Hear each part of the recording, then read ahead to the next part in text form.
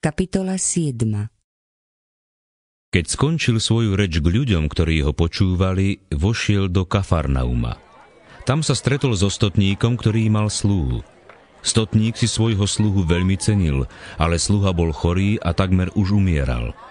Keď sa stotník dozvedel o Ježišovi, poslal k nemu niekoľkých židovských starších s prosbou, aby prišiel a zachránil mu sluhu. Tí prišli k Ježišovi a naliehavo ho prosili. Zaslúži si, aby si mu to urobil. Veď miluje náš národ a postavil nám synagógu. Ježiš išiel teda s nimi. Keď už bol nedaleko onoho domu, stotník poslal k nemu priateľov s odkazom. Pane, neunúvaj sa, lebo nie som hoden, aby si vošiel pod moju strechu. Nepovažoval som sa preto ani za hodného prísť k tebe. Ale povedz len slovo a môj služobník ozdravie. Veď aj ja som človek podriadený vrchnosti a mám pod sebou vojakov. Keď poviem jednému choď, tak ide, a druhému poď sem, tak príde. A svojmu sluhovi urob to, tak to urobí. Keď to Ježiš počul, prekvapil sa. Obrátil sa k ľuďom, ktorí išli za ním a povedal. Vravím vám, takú vieru som nenašiel ani v Izraeli. Keď sa poslovia vrátili domov, našli sluhu uzdraveného. Potom na druhý deň sa pobral do mesta menom Naim. Šli s ním jeho učeníci a zástup ľudí. Keď sa priblížil k mestskej bráne, práve vynášali mŕtvého. Bol to jediný syn matky, ktorá bola vdova. Sprevádzali ju početný zástup ľudí z mesta. Keď ju Pán uzrel, prišlo mu jej ľúto i povedal jej: Nepláč. Potom pristúpil k máram a dotkol sa ich. Nosiči zastali a on riekol: Mládenec, hovorím ti, vstaň. Mŕtvy sa posadil a začal hovoriť. Ježiš ho odovzdal matke. Všetkých sa zmocnil strach. Oslavovali Boha. Veľký prorok povstal medzi nami a Boh navštívil svoj ľud. Táto zvesť sa o ňom rozniesla po celom Judsku a okolí. O tom všetkom priniesli Jánovi zvesť jeho učeníci. Ján poslal k Pánovi 2 svojich učeníkov s otázkou: Ty si ten, čo má prísť? Alebo máme čakať iného? Keď učeníci prišli k nemu, povedali: Ján Krstiteľ nás poslal k tebe opýtať sa, či si ty ten, ktorý má prísť, alebo máme čakať na iného. On práve v tú hodinu mnohých uzdravil z neduhov, chorôb, z moci zlých duchov a mnohým slepým daroval zrak. Odpovedal im teda: Chodte, oznámte Jánovi, čo ste videli a počuli. Slepí vidia, chromí chodia, malomocní sa očisťujú, hluchí počujú, mŕtvi vstávajú z mŕtvych a chudobným sa hlása evanjelium. Blahoslavený je ten, čo sa na mne nepohorší. Keď Jánovi poslovia odišli, Ježiš začal zástupom hovoriť o Jánovi. Čo chcete vidieť na púšti?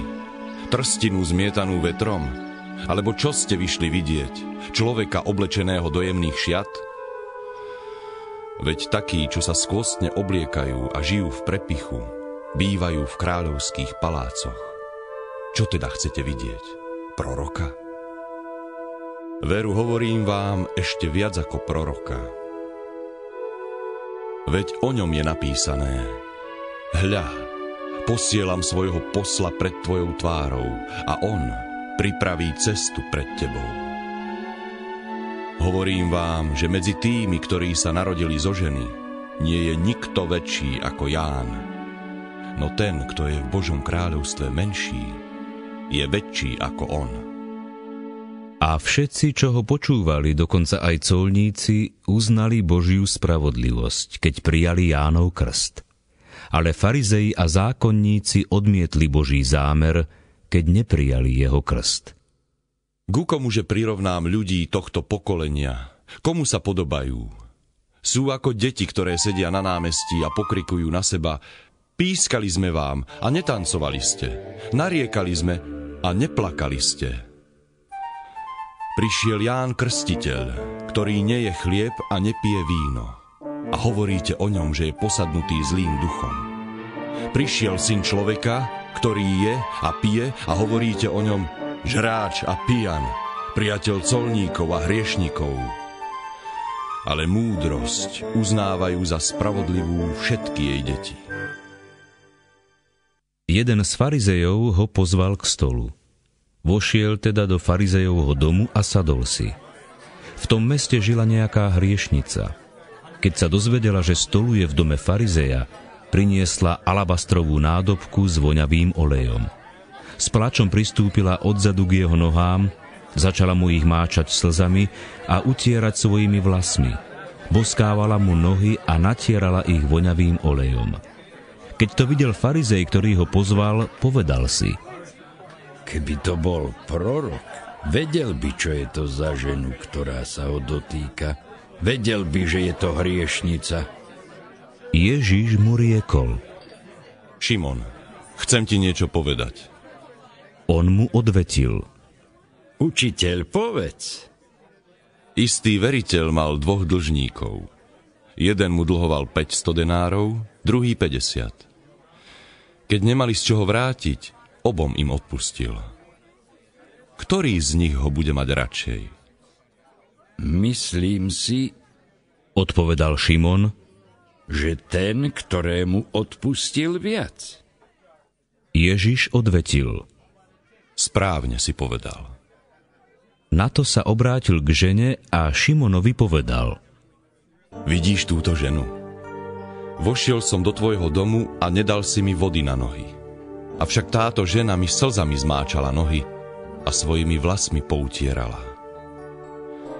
Nepoboskal si ma, avšak ona odvtedy, ako som vošiel, neprestala mi boskávať nohy.